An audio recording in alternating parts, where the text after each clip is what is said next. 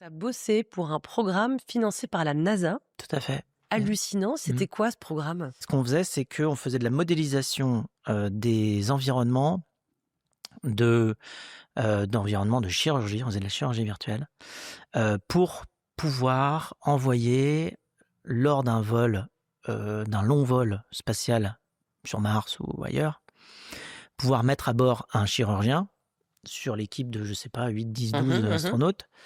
Et ce chirurgien aurait la possibilité de s'entraîner sur un environnement virtuel de chirurgie avant d'opérer un astronaute, une astronaute qui potentiellement aurait besoin d'être opéré.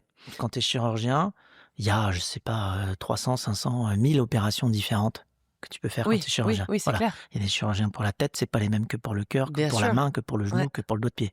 Donc, en fait, quand il y a un astronaute qui se blesse, les chances qu'il se blesse ou qu'il Dans la faille l'opérer spécialité du mec. dans la spécialité du chirurgien Ouais. à bord sont maigres. Ouais.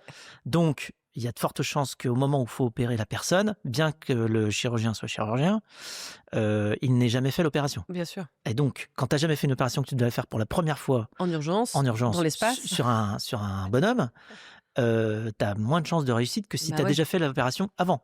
Et donc, nous, on développait les environnements de chirurgie virtuelle qui permettent de s'entraîner avant d'opérer le vrai bonhomme.